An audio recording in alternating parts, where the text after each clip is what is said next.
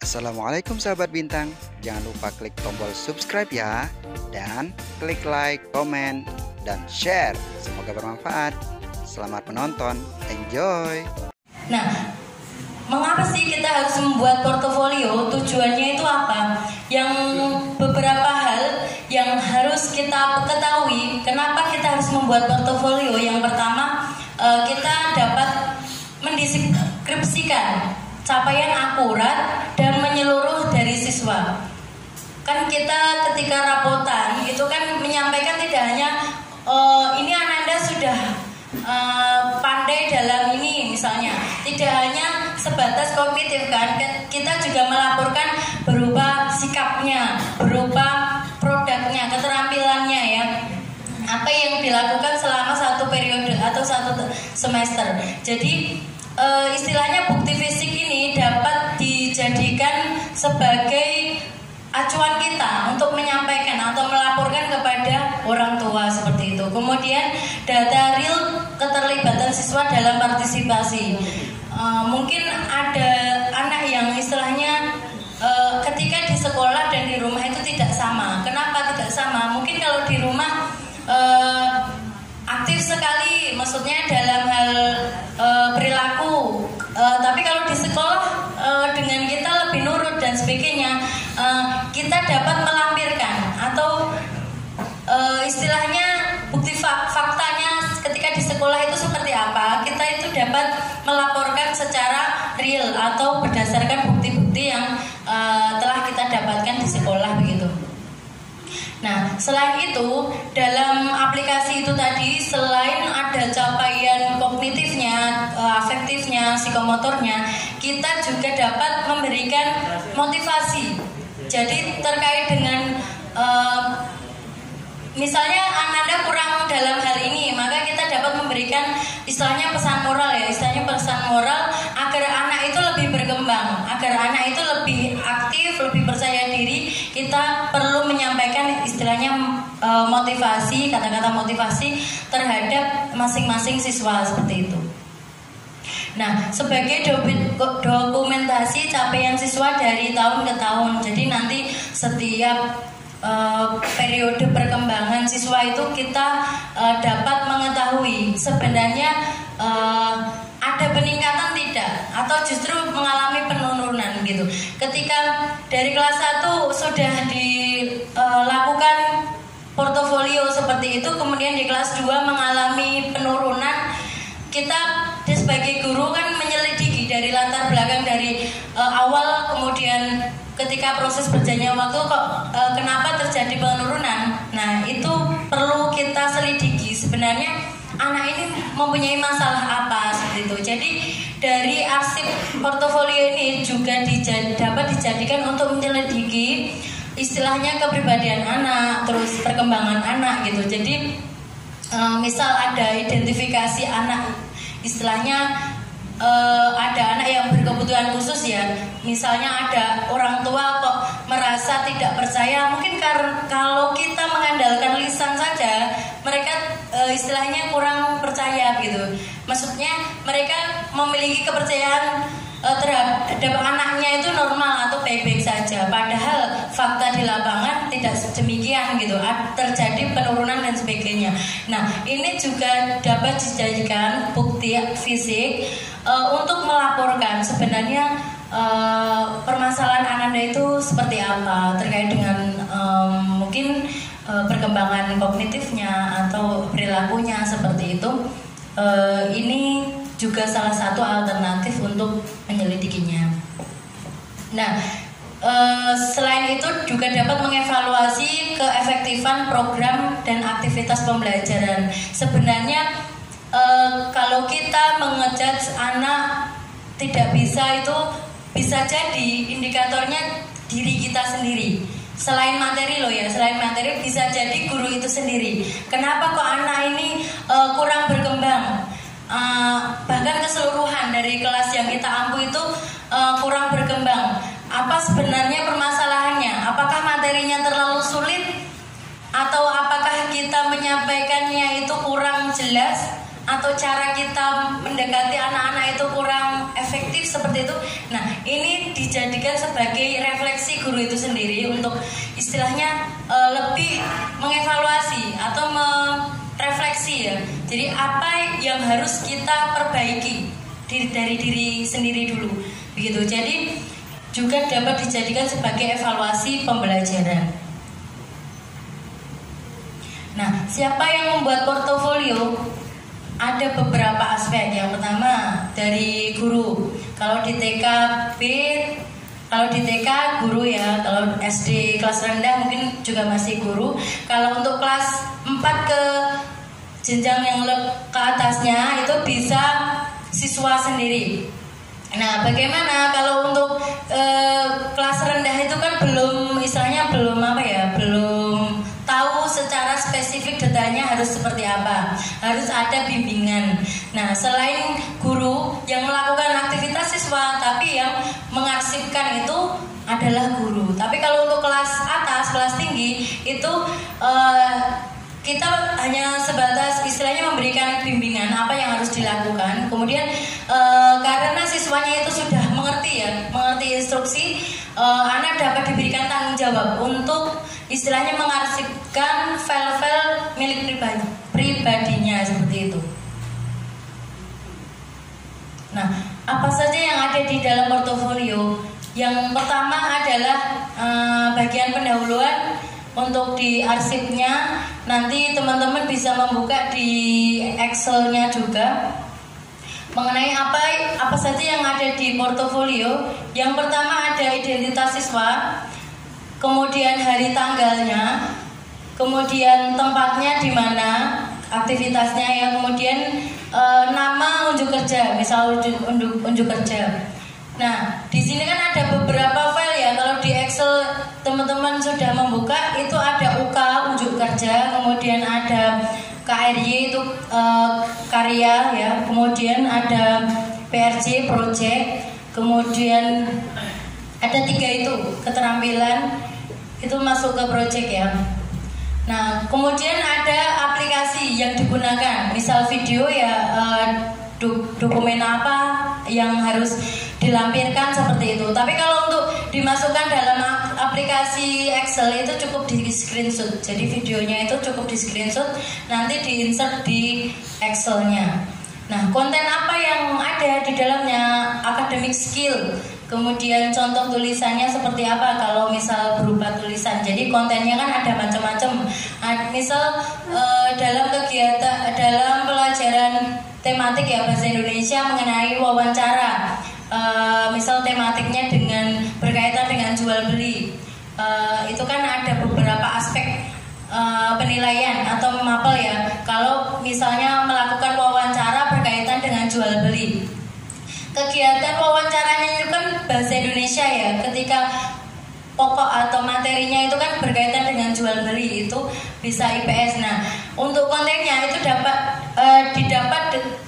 diperoleh beberapa nilai, bisa bahasa Indonesia dan juga IPS seperti itu. Nah, berupa apa saja kontennya tadi? Berupa wawancara atau tanya jawab dan yang lain.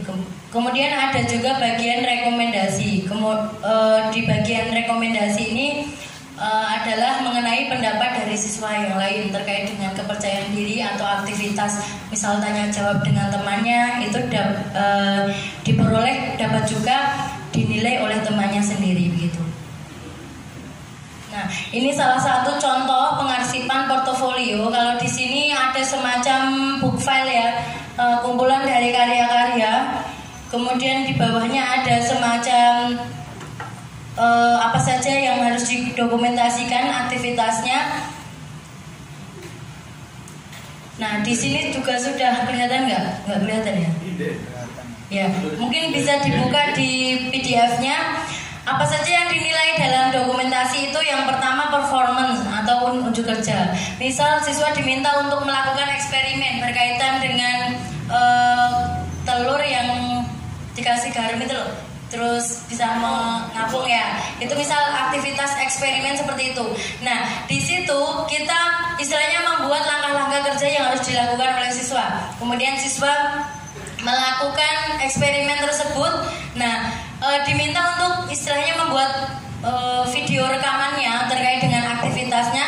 Dari performan atau unjuk kerja tersebut bisa dilihat atau bisa dinilai dari beberapa aspek begitu. Nah, kemudian penilaian produk, misal siswa diminta untuk membuat poster, membuat meronce atau yang berkaitan dengan materi begitu. Kemudian berkaitan dengan membuat proyek, membuat produk sama membuat proyek, apa bedanya? Apa bedanya produk dan proyek? Siapa yang tahu? Ada yang tahu produk dan proyek bedanya apa? Ustazah Winda mungkin tahu? Iya. Yeah. Nah, sesuatu yang berbentuk. Kalau proyek, ya betul sekali. Kalau produk berkaitan dengan hasil keterampilan yang ada ya atau karya ya. Tapi kalau proyek mengenai sebuah aktivitas yang istilahnya berkesinambungan begitu. Nah, kemudian ada penghargaan. Jangan lupa ketika siswa sudah melakukan aktivitas berupa performan produk, kemudian proyek, itu diberikan sebuah apresiasi atau penghargaan. Nah, dari beberapa performan mungkin teman-teman juga sudah dikasih file. Di sini ada beberapa contoh unjuk kerja, ada kegiatan observasi mengenai apa? Mengenai keadaan lingkungan sekitar. Kemudian bisa dilakukan identifikasi mengenai sesuatu benda. Kemudian klasifikasi, misal anak diminta untuk mengamati benda-benda yang ada di rumah. Mengenai benda-benda yang ada di rumah, misal matematika ya berkaitan dengan benda-benda yang di rumah, mengenai bentuk tabung seperti apa, dicontohkan. Misal bisa dibuat gambar dan sebagainya.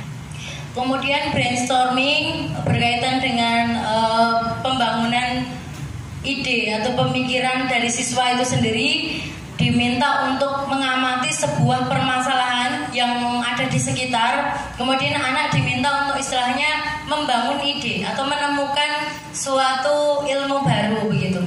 Kemudian ada kegiatan diskusi. Diskusi kalau pembelajaran daring ya mungkin bisa dengan saudara, bisa dengan keluarga, ayah ibu, atau dengan tetangga seperti itu. Nah, kemudian ada kegiatan presentasi. Nah, ini salah satu sampel untuk pembelajaran daring kemarin. Saya minta anak untuk istilahnya reka-rekanya menjadi guru, jadi melakukan presentasi. Jadi ketika anak sudah berani untuk mempresentasikan apa yang ditangkap dari sebuah materi, itu berarti dia sudah melakukan beberapa hal. Yang pertama, dia sudah membaca otomatis. Yang kedua, dia sudah menemukan konsep apa yang mau dibicarakan. Biar kan mereka dari presentasi itu kan harus meyakinkan yang mendengar agar jelas dengan apa yang kita sampaikan gitu kan. Nah, itu juga istilahnya poin plusnya dari kegiatan presentasi. Otomatis ketika anak mau melakukan presentasi, pasti paham apa yang dibicarakan gitu. Masuk cuma ngomong tapi nggak tahu ilmunya kan nggak mungkin juga gitu. Jadi kita bisa melihat dari kepercayaan diri anak. Oh, ini anak-anak mudeng, dari bahasanya itu meyakinkan gitu kan, kita bisa menilai.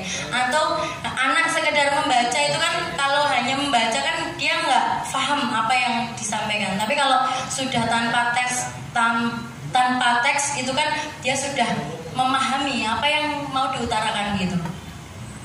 Kemudian ada kegiatan wawancara, tadi sudah disampaikan, misalnya kegiatan proses membuat keranjang, diminta untuk wawancara dengan pengrajin keranjang di sekitar, misalnya seperti itu. Atau bisa juga yang lainnya juga. Kemudian ada kegiatan role playing, misal anak diminta untuk pura-pura menceritakan sesuatu atau memerankan sesuatu. Misal kemarin saya melihat statusnya Ustazah siapa itu mengenai role playing ini, aktivitas pura-pura jadi ibu dan pura-pura jadi anak gitu. Jadi bagaimana ketika izin harus bagaimana. Nah itu kan kegiatan role playing. Jadi dari sikap itu juga dapat dinilai dari beberapa aspek, bisa dengan tutur katanya seperti apa, kemudian kontennya seperti apa, itu kan bisa dinilai juga. Kemudian bisa parodi atau mendramakan sesuatu. Kemudian bisa melakukan demonstrasi. Nah, ini salah satu contohnya, ada kegiatan mencangkok ya, kemudian ada kegiatan presentasi. Ini ketika dilakukan di waktu normal ya. Kemudian ada kegiatan membuat produk atau karya. Berupa apa? Bisa gambar, menggambar, fingerprint, kemudian membuat kartu nama, membuat kolase, montase, terus clipping, jembatan dari es krim, begitu terus bentuk bangunan ruang dari stick es krim, kemudian ada peta konsep, kemudian ada origami, patung dari sabun, topeng dari tanah liat. Nah ini kebanyakan dari kelas atas ya. Kalau untuk kelas bawah mungkin bisa mewarnai menggunakan cat seperti itu, atau bisa menggambar, bisa membuat istilahnya cerita komik. Nah anak sekarang kan juga suka menggambar yang bercerita ya, seperti itu. Itu salah satu proyek atau karyanya. Kemudian membuat topeng ya. Kemudian proyek. Nah, dari proyek ini, proyek itu dihasilkan dari aktivitas yang dilakukan dalam kurun waktu tertentu gitu. Nah, contohnya adalah menghitung jumlah lampu, jendela, pintu di rumah. Kemudian ketika kegiatan wawancara, melakukan video call mengenai aktivitas di rumah setelah KBM daring. Kemudian meriset program TV yang bermanfaat. Meriset itu berarti kan menyelidiki program TV apa saja yang ditonton yang sekiranya memiliki makna atau istilahnya menambah wawasan dari masing-masing anak tersebut. Mencari judul buku cerita yang isinya lucu dan harus dibaca oleh teman sekelas. Misal anak diminta mencari buku, kemudian dari buku itu yang sekiranya isinya itu lucu seperti itu. Ini contohnya yang di sini. Kemudian riset medsos. Ini kalau di SMP SMA mungkin sudah bisa, tapi kalau untuk SD kemungkinan yang kelas tinggi ya. Tapi ini juga rawan ketika menggunakan medsos. Kemudian mencari resep minuman jus dari bahan-bahan alami, sayuran, buah yang bisa meningkatkan imun. Jadi kemarin itu di kelas 4B khususnya diminta untuk kegiatan ketika weekend itu kan ada semacam apa kemarin tuh yang life skill itu loh.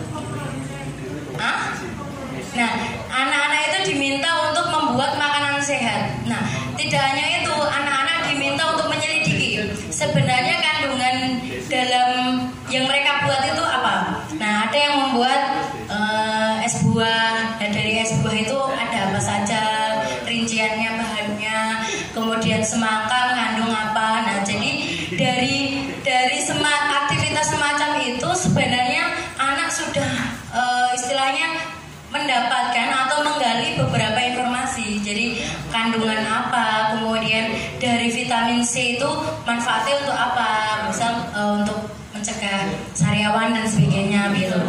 Ini untuk aktivitas project.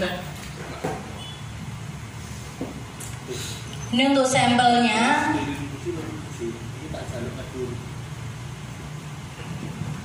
Kemudian dari penghargaan salah satunya selalu misal dalam aktivitas daring ya. Ketika aktivitas daring ada beberapa hal yang dinilai atau yang dilakukan guru, yaitu melakukan penghargaan. Yang pertama memberikan penghargaan kepada siswa yang hadir.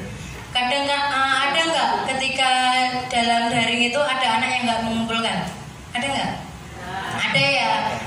Banyak ya, apalagi di akhir-akhir rapotan ya, bingung ini ya, tugasnya ada yang nggak di kumpulan dan sebagainya.